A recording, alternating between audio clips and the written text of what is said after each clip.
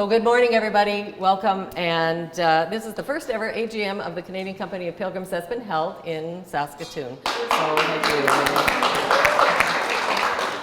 And it's a real treat to be able to conduct this AGM in my home city and in front of what I hope is a friendly audience. I just want to let you know that there's coffee and tea if you haven't already found it, and there are washrooms just if you go out these doors and to the left. There are washrooms available. So how many of you are Saskatoon chapter members or members of the Canadian Company of Pilgrims? Right, we got, wow, like 30, 40, something like that. How many of you live in Saskatoon? Okay, and how many of you drove more than half an hour to get here? A few, well done, thank you.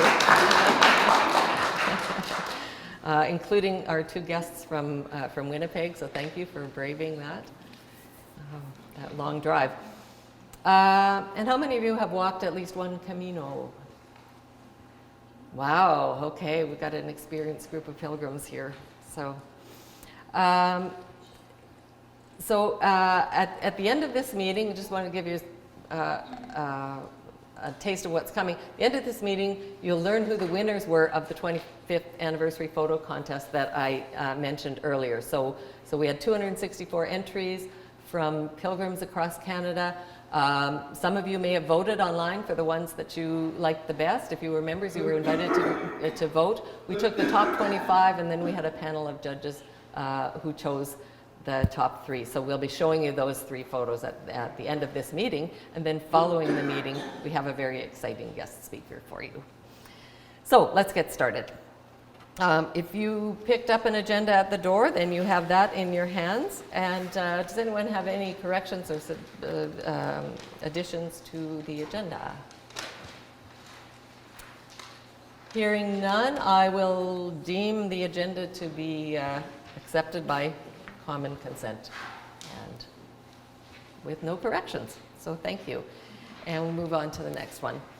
So I have a mover and seconder, Wendy Lowley and Neville Tenser, for a motion to adopt the minutes of the meeting of January 26, 2019.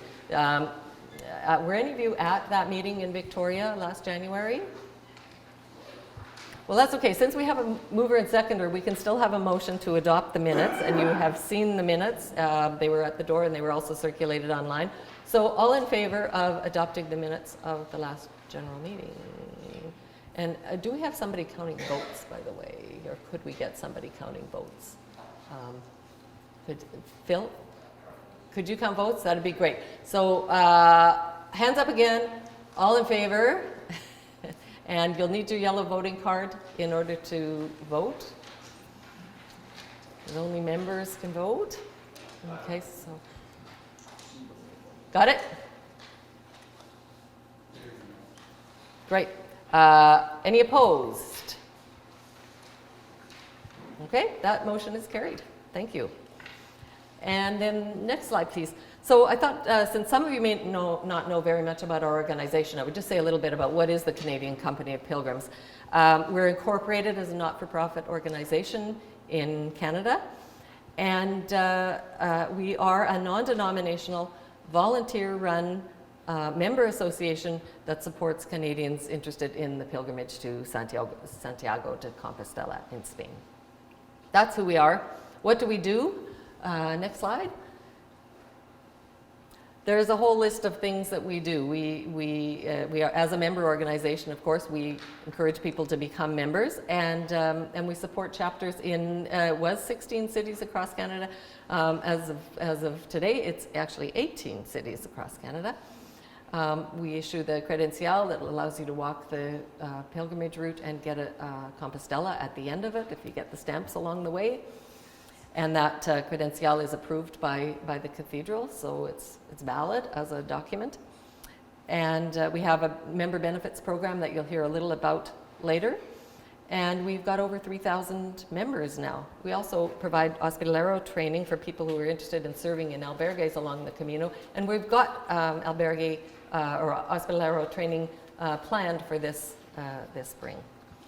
And we stay connected with pilgrimage authorities in Spain and international associations across the world. And we also provide donations from our membership revenues to support pilgrim services along the Caminos.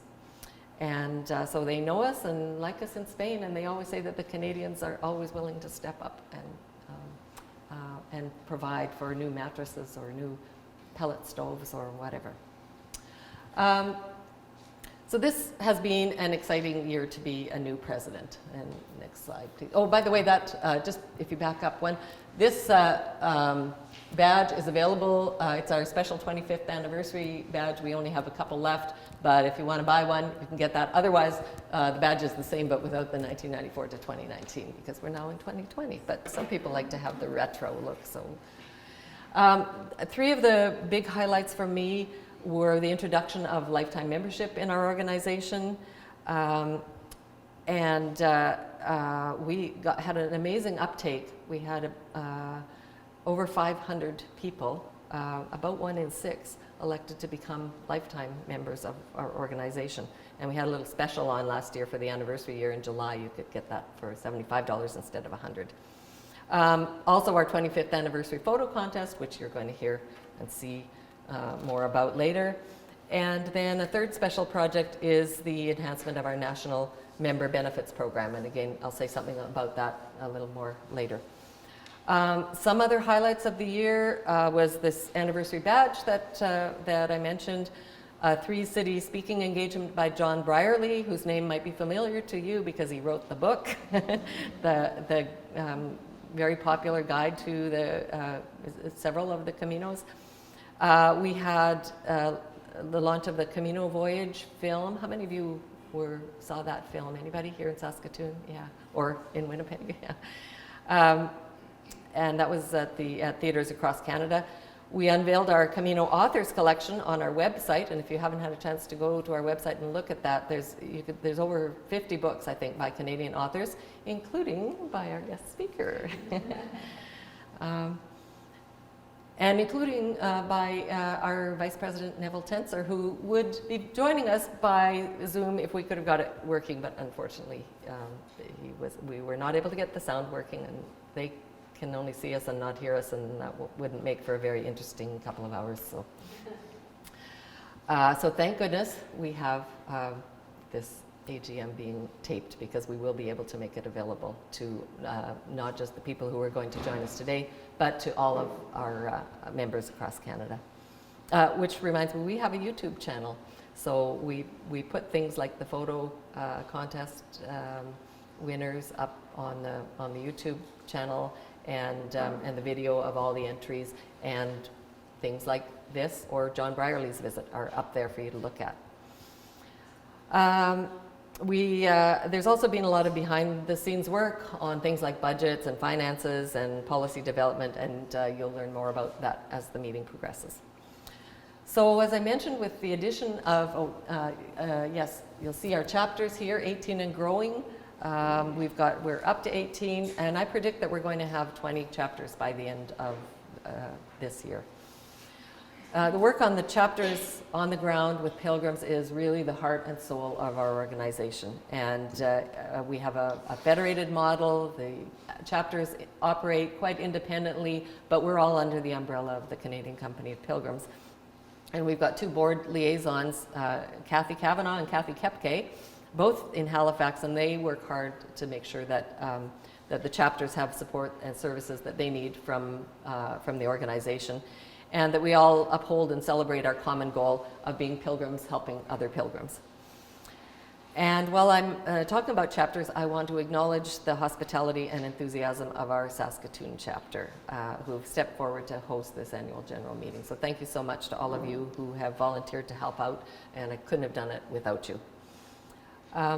During my presidency, and with the help and the support of the board, we're making it a priority to really nurture our chapters and to find the right balance between centralized support and local autonomy, and to foster strong collaborative relationships between the national organization and the chapters. And this year I've been able to visit a few chapters in Winnipeg and Calgary, Kelowna, and Victoria, and as well, of course, Saskatoon. And we've also built some more support for chapters into our budget, which Alvin will talk about in the Treasurer's report.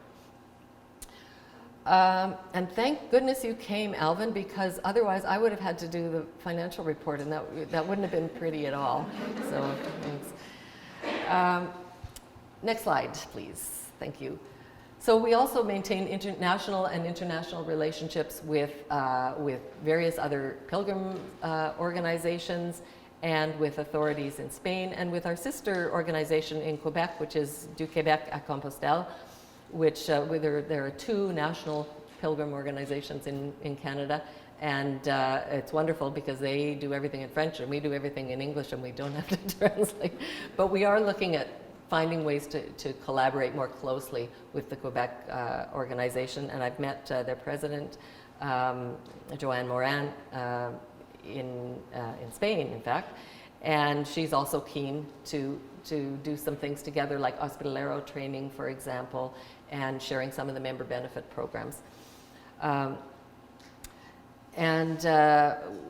The Quebec organization had their annual conference just recently, and we were able to send a representative who's bilingual to that meeting, just to kind of wave the flag a little bit, the other flag, you know, and tell people about our organization. And of course, because of our mandate, we have an international reach, and there are relationships that we continue to nurture across the Atlantic. I've been fortunate to have been in Spain twice since becoming president, and I took advantage of my time there to attend a conference of international Camino organizations in Carrión de los Condos in February, and that's where I met my French-Canadian counterpart. And then this last November, I was able to make a number of personal visits to the local office of the Camino Amigos in Valencia, and then to Camino-related offices and services in Santiago. And I assure you that my flight there was not paid by the Canadian Company of Pilgrims. I was in Spain and just decided that it would be a good idea to go and make those contacts. So next, yes, we also have a relationship with the Spanish Embassy in Canada, and the Camino is one of the most significant non-business links between Canada and Spain. And so one of our former presidents, Austin Cook, lives in Ottawa. Moni would know him well, and he makes visits to the Spanish Embassy and keeps them apprised of the activities of our organization. And a lot of Camino veterans maintain their interest in Spain on their return, and they're very keen to follow, for example, Spanish cultural programming in Canada. So that link makes that possible. And our honorary patron is the Spanish ambassador to Canada, Senor Enrique Ruiz Molero. And then there's consuls general in Montreal and Toronto as well. Next slide. So probably our most significant international outreach project is the training that is done here in Canada to train people to serve as hospitaleros in Spain and France and Portugal, and to work in the albergues there. So it's a hospitality role. It's also a hard work role, but it's a wonderful way to give back to the Camino, but also to experience the Camino from being in one point and seeing all the pilgrims that have passed, rather than, you know, going across the Camino itself. So we've got a great team of trainers. We've got Tom Friesen in London and Mary Virtue in Victoria, Darlene McKee in Toronto, Daphne Nadiak in Vancouver, and Monique Rigol in Calgary.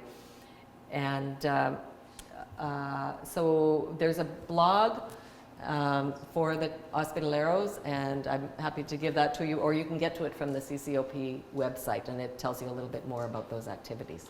So next slide, please. This is a report that Mary sent to me from, Tom sent to me, and they plan weekend training, and it's very similar to the training that takes place everywhere else around the world. It's kind of not prescribed, but there are guidelines that are provided by the pilgrimage authorities in Spain. And not everybody who trains decides to serve, but it's a really wonderful experience. As I understand, I haven't done the training myself, but I hope to in April or June when if we can get that arranged for here. So if any of you are interested in taking the training, I already have a group of about 16 people who have expressed interest, but I'm happy to add names to that list. And there were at least 20 placements or postings in 2019. The Hospitalero training operates a little bit at arm's length from CCOP, but we maintain really close connections with them. Also, next slide, I want to say something about donations. Many of our chapters support their own projects in Spain, so there are chapters that have just a pet albergue that they like to support. But also nationally, we like to donate about 25% of our budget to supporting various services in Spain or France or Portugal. And this year we were pleased to continue to provide customary 2 weeks of support in 2 particular albergues that are run by the Confraternity of St. James in England. And we also made donations to the Pilgrim Office and Cathedral, and some special one-time donations. And often we look to a wonderful woman named Rebecca Scott, who has who lives in Moratinos along the Camino de Santiago, the Camino Frances, and she has an organization called Peaceable Projects, which is which operates in order to identify needs in pilgrim needs along the Camino and then provide funding to them. So we've given a plumbing project, for example, was one that she identified for us, and a heating system. And we provided some new kitchen equipment for Pilgrim House. Some of you may have been to Pilgrim House in Santiago. It's run by the Americans. They have a beautiful, beautiful space. It's a little day center for pilgrims. So when you arrive and you want somewhere to go to use the computer or do your laundry or take a shower or have a meal or just talk about your Camino experience, you can drop in there. They're extremely welcoming, and they have a lovely library. Finally, I want to say, and when I say finally, I mean as part of my report, there's more to come. So don't start thinking that I'm going to let you out of here this fast. But I just want to say a word about some of the people that I haven't mentioned, but who generously pour countless hours into their volunteer work with our organization. And first of all, the chapter coordinators and their leadership teams. So if you're a chapter coordinator or a leadership team in this chapter, would you stand up and just be recognized? There's our chapter coordinator, Edie, and thank you.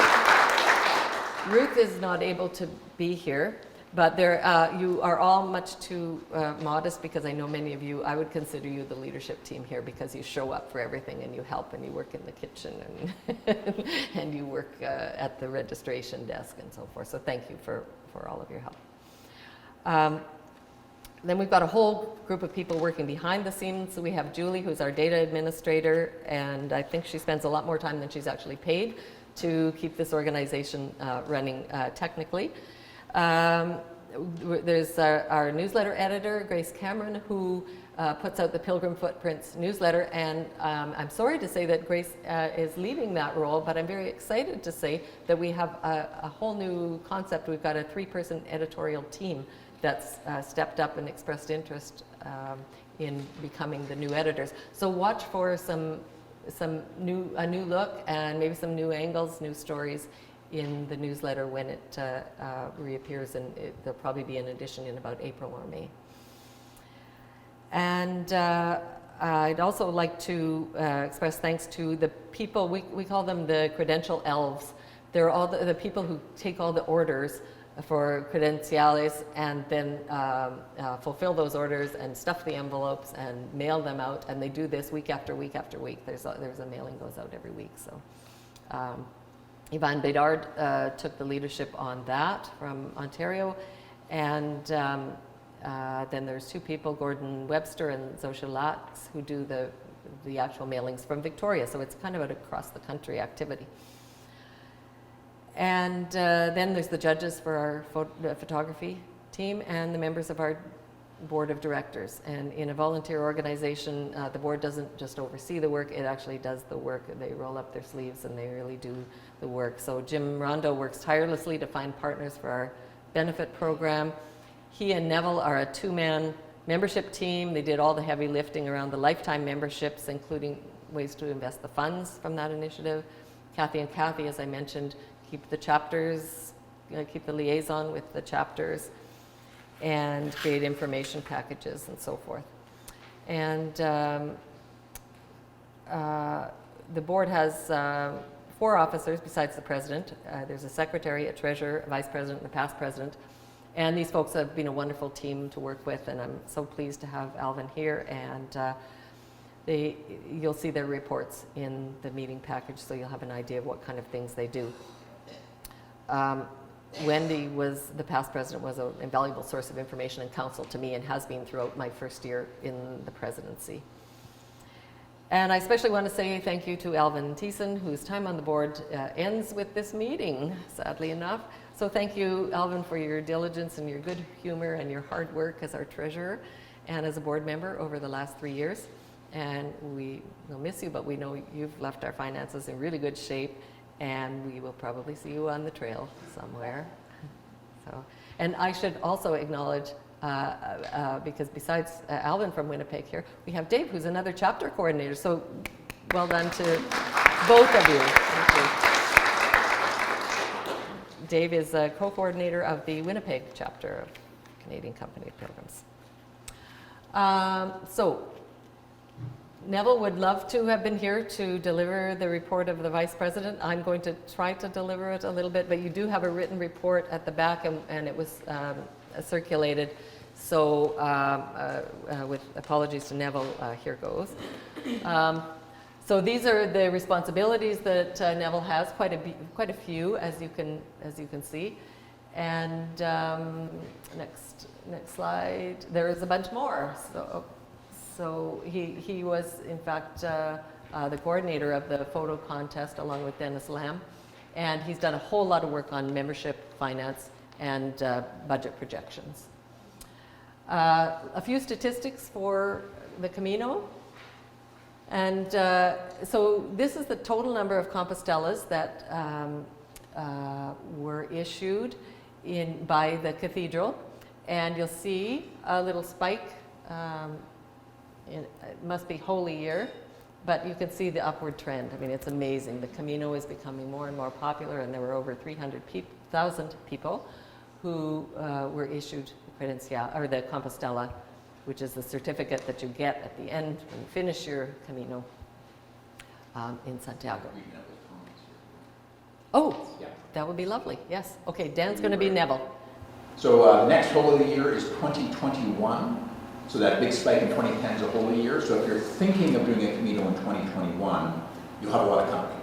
and they estimate for 2021 there'll be 580,000 people doing a Camino. So anyways, but so just so you're aware of that, 2021 is going to be a busy year. It will be exciting but busy.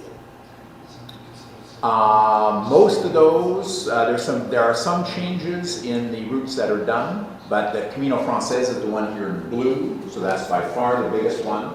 Camino Português is really increased in size, the green wedge there, and then the other ones are much smaller.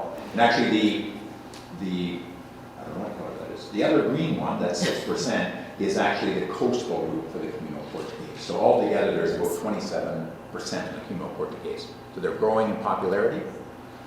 Camino Francés, very substantial increase, 88%, but the other routes are growing as well over that time. Women rule the way, according to Neville. So the ratio in 1991, basically twice as many men as women did the Camino, and now it's women are the majority of people do the Camino. So it's going to change over time.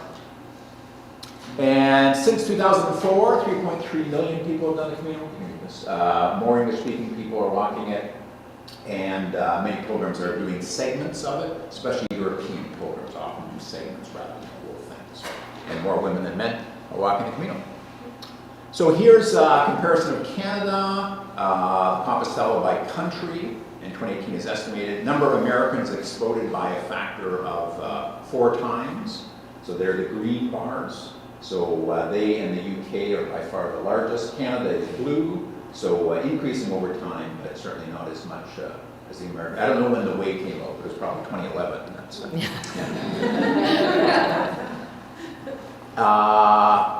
there's, there it is, 2010 was the way. I didn't know. There you go. So 2010, so that was a very major spur for a lot of people, I think, to start with. 10 times for the Irish and Australians, and Canada's roughly about 1.5% of the total programs doing it are from Canada. So a small but important growth. CCOP membership. Highly engaged membership, well-developed, established chapters, and simple, affordable, easy membership fees. It's $10 a year. What a deal, folks! Come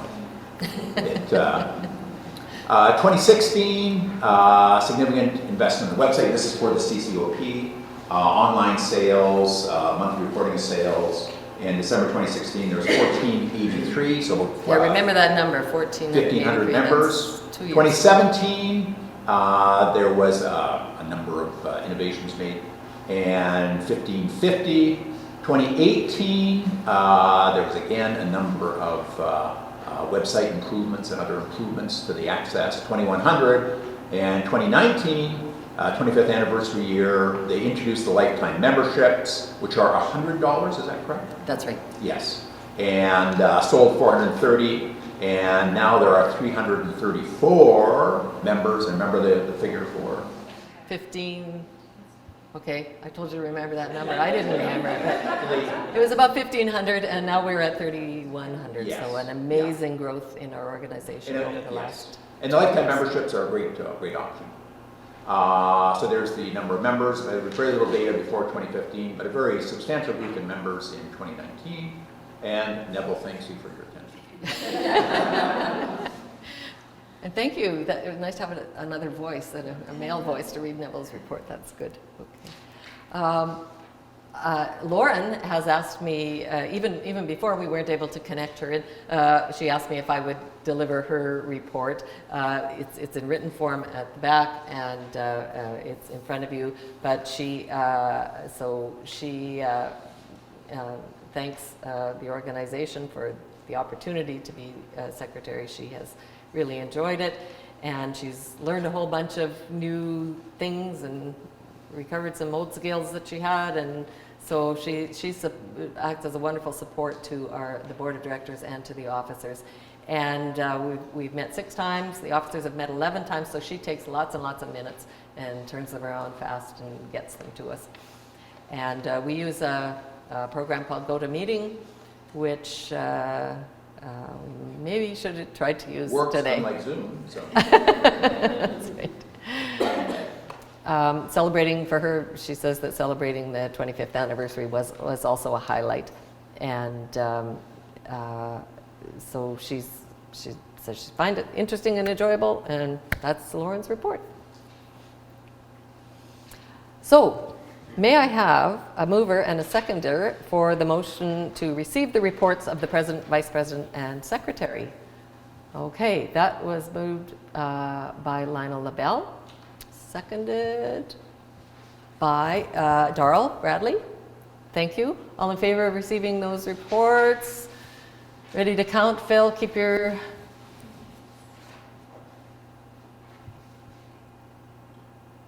Great, thank you. Thank you. Any opposed? You cannot receive them. You just heard them. Okay, motion's carried. Thank you. And so at this point in the meeting, I want to welcome Alvin up to the podium.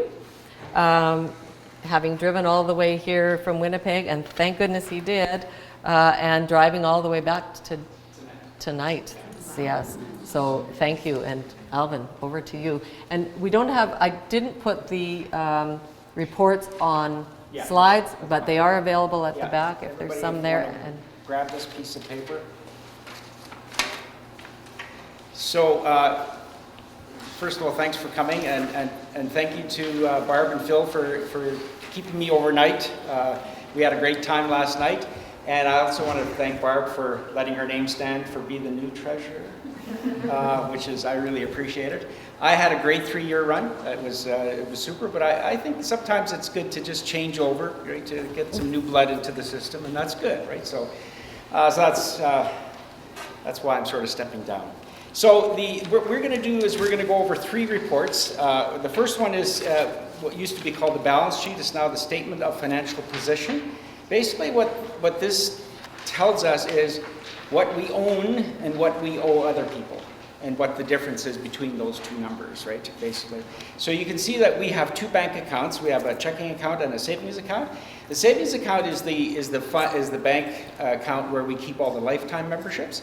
So we can't just spend that money. We have to try and invest it for future use, right? Because so it's, we had a really big spike in revenue this year because of the lifetime memberships, but you can't really just say, well, let's just spend it all, because of course we have to, use it over the next probably about 20 years.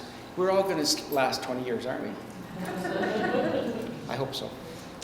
And the checking account, you can see that we have a very healthy bank account to balance. We have, in total, we have more than $73,000 in the bank. So that's great. So that's what we own. We don't own buildings, we don't own cars or anything like that. We just own money. So that's great. So then we do have a few liabilities. We owe other people certain money. And you've all heard about the photo contest. We owe somebody, whoever the winner is, and second and third place people, we owe them $900. So we set that up as we need to pay that yet. We haven't yet. And this last year was a little bit different. We had to get involved with the whole area of GST and HST. And so we owe the Government of Canada $1,482. So we haven't paid that yet, but we will over the next month or so. So those are the 2 things that we owe to other people. And so that's, we owe a total of $2,382 to other people. And the retained earnings is basically what's the difference between what we have and what we owe other people. And so you can see that the difference between that is $71,491.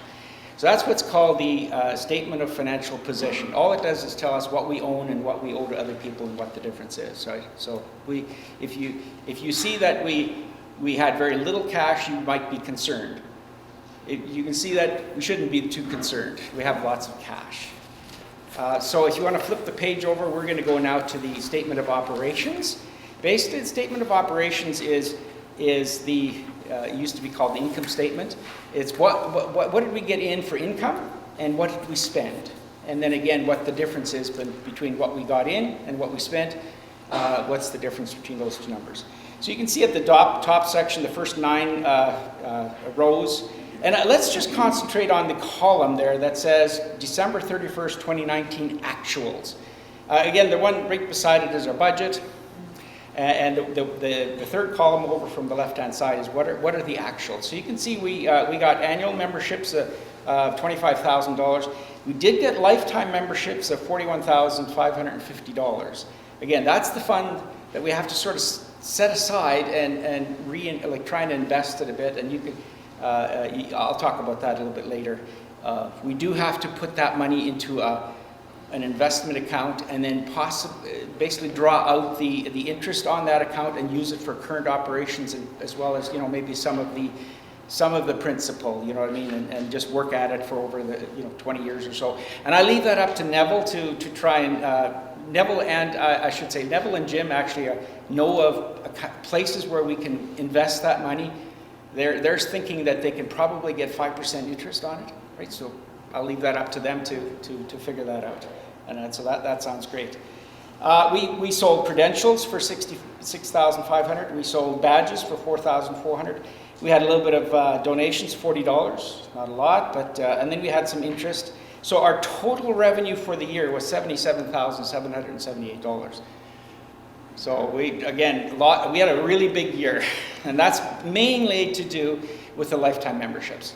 And so then the next sections, lines 11 all the way to 33, those are our expenses. How did we spend our money? So we had to buy badges, of course, which are for sale over there. So we spent a little money on badges. We spent a little money on buying the credentials, printing, having them printed, and having them for sale. I don't know if you have any copies here or not, but that's what we have. We have other kinds of expenses listed over there, including costs for the AGM here, and so on, including bank charges. Then, if you see line 22, that's the contribution to the Confraternity of St. James. So we like to, like Lee said, we like to support some of the albergues along the way, and so that actually falls into the lines 22 and 23, the contributions to the Confraternity of St. James and the other contributions, which Lee has already talked about. We had director's insurance that we had to pay to keep us safe, I guess, no lawsuits and things like that. We set up the Membership Works database, and so we have to pay for that service, and we have MailChimp, we have to pay for that service.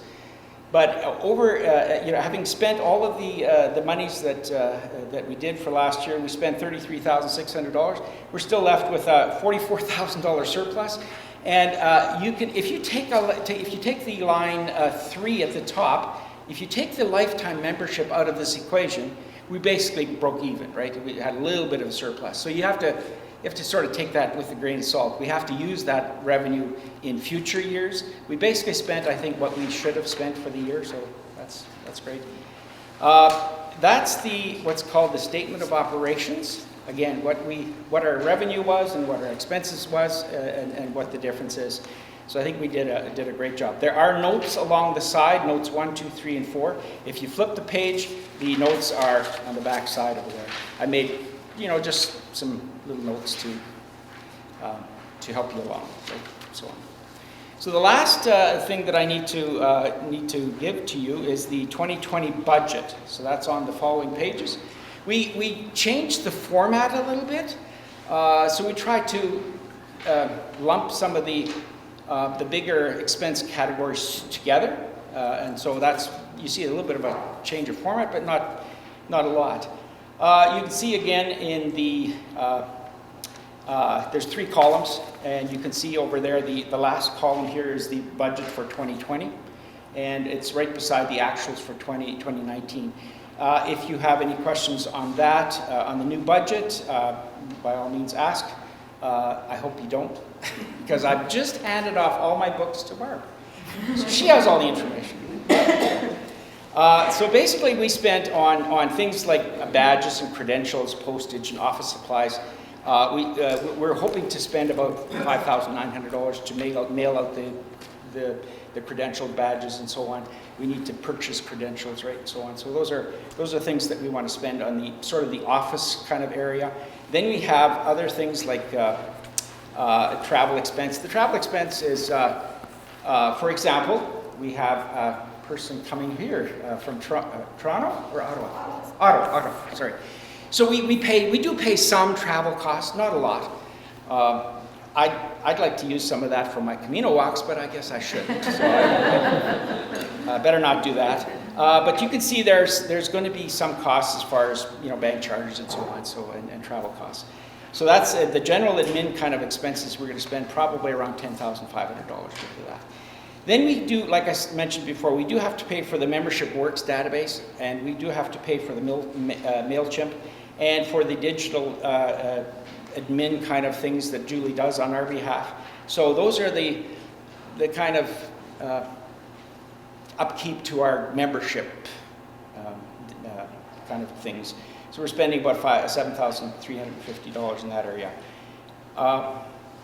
Then we want to contribute to the chapters as well. So that's lines 33 and 34. There's part of Julie's work is going to be directly related to each of the chapters. So she supports the chapters with her digital admin kind of things. Then we set up our chapter reward and support fund for $7,500. So, and this is largely chapter driven, right? So in other words, if you as a Saskatoon chapter would like to, access this funds, you can. And I think it's Kathy and Kathy they sort of administer it. And so if you have a project that you guys would like to, like use, and you don't have local chapter money, ask the national, right? So we're trying to make sure that all the chapters are healthy and are doing what they feel they need to do. So there's a bit of a chapter fund support over there. Then the last, line 37, and if you flip over line 38, those are the external kind of contributions we want to make. So we want to make about $7,500 worth of contributions to some of the projects along the caminos. So it could, last year it was plumbing or electricity or whatever, right? Kitchen supplies. We don't know what the project's going to be, but it's going to be some projects in Spain. So we want to contribute to that. And then the final, line 38 there, that's our annual contribution to the Confraternity of St. James for the 2 albergues that we support. And so we want to give out about $8,000 worth of our revenues there. You can see that line 43, we're showing a surplus of $12,669, but again, it's largely to do with the fact that we're going to get lifetime memberships again. So again, that we can't just spend that money. We have to try and invest it and use it in the future. So that's why we're scheduling that. There's one little note at the bottom that, and when I was treasurer, the chapter coordinators and the national board got together one time, and that was a terrific experience for all of the chapter coordinators as well as the national board and so on. It was a great time. I got to know. I was treasurer for I think it was 2 years, and I kept talking to these people online. I had no idea what they looked like. It was nice to actually meet them face to face and talk to them. And how's it going? Oh, you're doing this in Halifax. Oh, we're doing this in Yellowknife or BC or whatever, right? So it was nice to talk to them. So in the future, I think they're going to have another chapter coordinators kind of meeting because it is very valuable. And so we want to set aside, if there's surpluses in certain areas of our budget, we want to set aside some of that money for a future chapter gathering, future chapter coordinator gathering. So that's the little note on the bottom. And with that, I move that we accept the financial. Any questions? Oh, Sure, absolutely. I have a question. Mm-hmm. So in your 2020 budget, am I correct to assume that if you take lifetime membership out of your total revenue piece, that you're anticipating a loss in this year? Yeah, we've been doing, surpluses for years already. So we don't mind a little bit of a loss. Okay. Yeah. Second Yeah. question. The lifetime membership piece, I understand that to be differentiated. But Yes. if we were to look in the future, you could easily have hundreds of thousands of dollars in this account. So I'm wondering whether you have a set of rules regarding this account and whether or not the money should be dispersed after it gets to a certain amount, or exactly what you should do. Because historically, I have some experience, and this could become a problem. You know what, and those are very, very good questions. I've left it up to Jim Rondo and Neville, who I'm sorry was not able to be online. He would have answered that.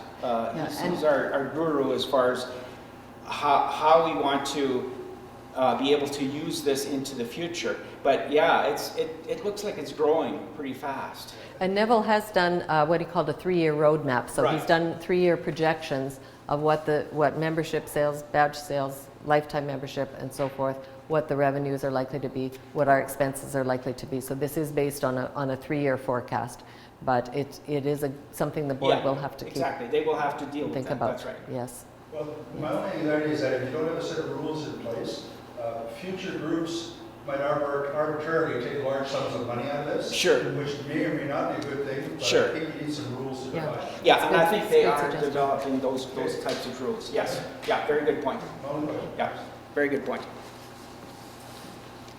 Any other questions? Thank you. Okay, thank you. And in case you're wondering about how this motion works, and I'm aware we need a seconder, the board has reviewed and approved these financial statements and the 2020 budget, and that's what our bylaws require. So they're presented here for information. And so the motion is to receive the treasurer's report as presented. Alvin has moved it. Is there a seconder for that motion? Denise, thank you. Your last name? Knudsen. Okay. Knudsen. Okay. All in favor of receiving those? And keep your yellow cards up.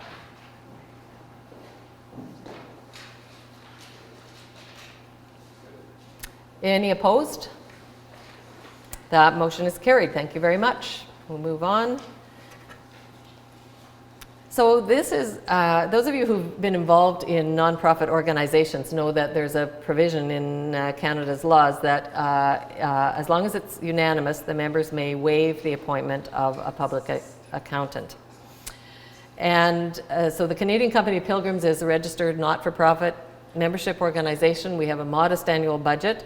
Our financial statements have been prepared in accordance with generally accepting accounting principles, and they're reviewed by the Finance Committee and our Vice President, who is a retired CPA and CMA.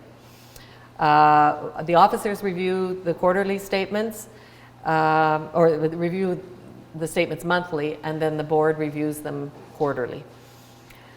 So, under the regulations for non-soliciting, which is what we are, not-for-profit organizations, we need to bring before you a vote to waive the appointment of a public accountant.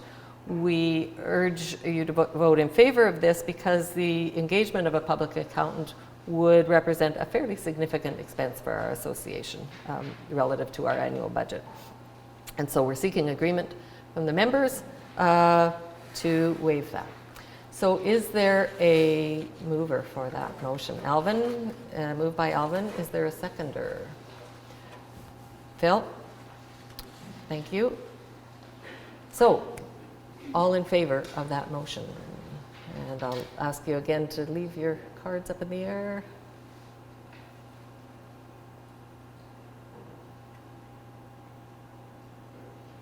Thank you. Any opposed? Phew. That motion is carried. Thank you. Okay. Wendy is not available to be here to present the report of the nominations committee, but Dan can be Wendy and read her comments. Austin Cook from Ottawa chaired the nominating committee with members from across Canada. They received 7 inquiries and 3 applications. These were reviewed and 3 names were submitted for consideration.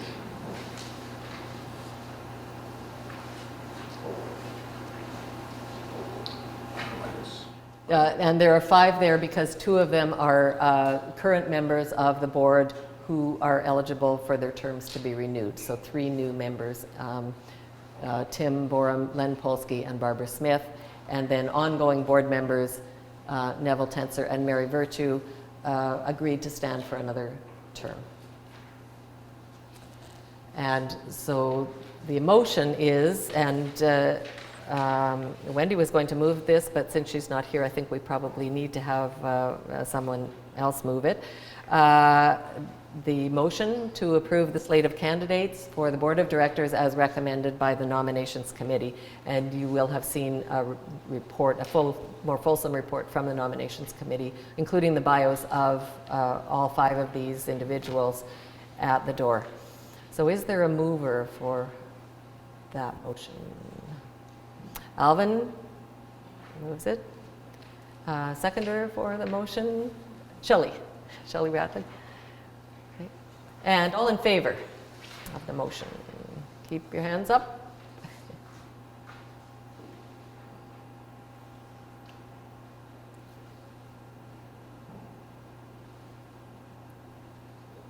Great, thank you.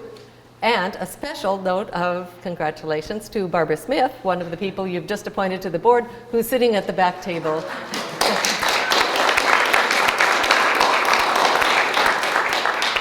Welcome, Barbara, to the board, and it will be wonderful to have president and treasurer in the same city.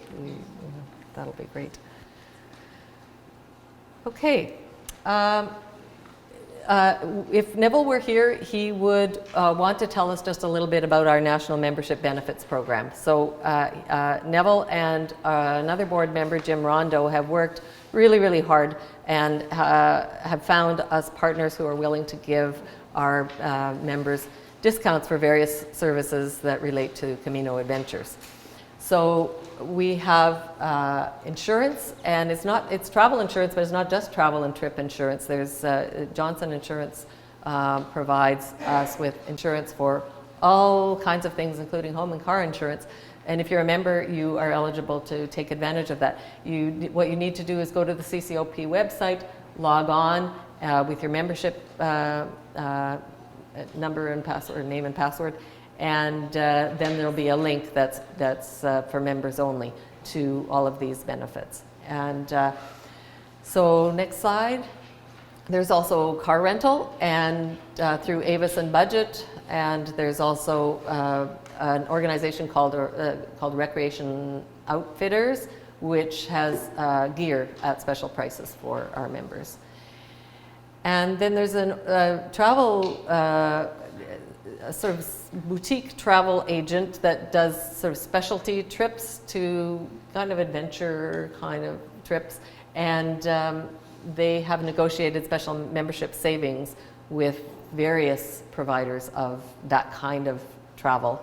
And the discounts can be quite substantial on that. So again, go to the website and take a look if you're thinking about going to somewhere a little bit far-flung or want an adventure in a small group. Check them out. Just before the moment you've been waiting for and listening to Moni's address and hearing about the photo contest winners, I want to say a quick word about the coming year. We're hoping, of course, for a smooth transition to the new board. We want to do more to nurture new chapters because we do have a number. We've got 3 new ones, as you saw, and then we've got about 3 more that have expressed an interest in becoming chapters. So that will be a fair amount of sort of caring and feeding of new chapters. We have an idea for chapter mentorship. Yeah. I'm curious about Saskatchewan. Is Regina or anybody showing some interest? They're one of the ones that we have an expression of interest, and that will be relevant for our chapter, the Saskatoon chapter, because of this idea of mentoring chapters. We'd like to match chapter coordinators a little bit so that there can be some advice and coaching and teaching.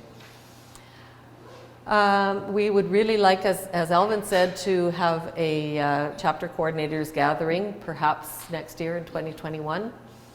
We will be investing the lifetime membership fees, as you've heard, and making long-term plans. And then working with Spanish authorities and with others, because next year is a holy year and there's lots of activity in Spain. And so we are getting, for example, the Junta of Galicia has told us that they would like to have people serving in their hospitaleros. These are different from the ones, or in their albergues. These are regional albergues. They already have staff, but they want English-speaking people to be there as kind of ambassadors. So it's a little bit of a different role from the traditional hospitalero role. So that's just one of the things that we're working on. And so, with that, if this works, you will see a little slideshow of the top 25 photos chosen by members. So is there a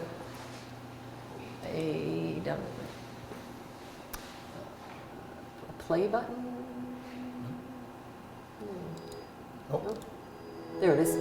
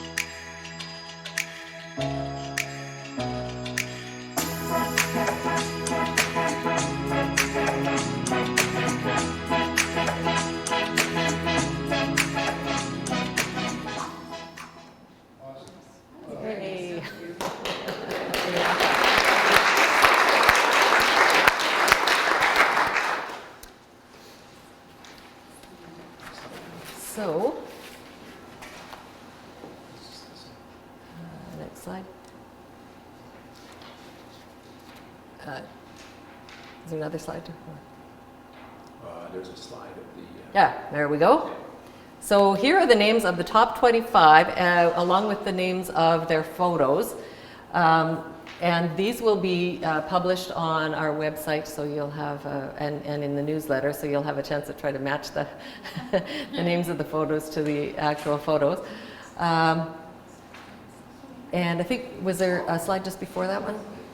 Yeah, so we have, yeah, Edward Awad, Astrida Hepner, Dawn Stewart, Margaret Kim, Karen Fair, Heather Watson, Will Foote, Carrie McGorlick, Deborah Northwood, Glenn Armstrong, Clarissa Raimundo, Nicole Tate Stratton, Nick Desjardins, Kathy Love, Ruby Johnson, Jennifer Ouellette, Doug Ouellette, Henri Gervais, Terry Dumely, Ed Watson, Rachel Scaletta, Lois Wakeman, known to us from Saskatoon, Mary Tkachuk, Gwen Taylor, and Monique Martel. So congratulations to those 25 top Members' Choice picks.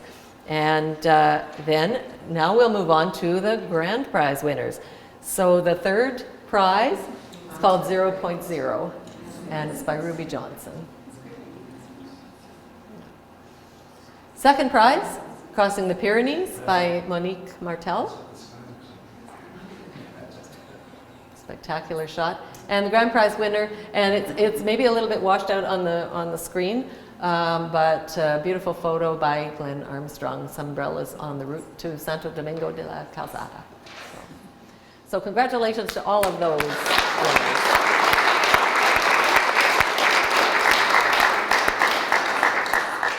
So with that, we've completed our agenda, so I will declare our annual general meeting adjourned.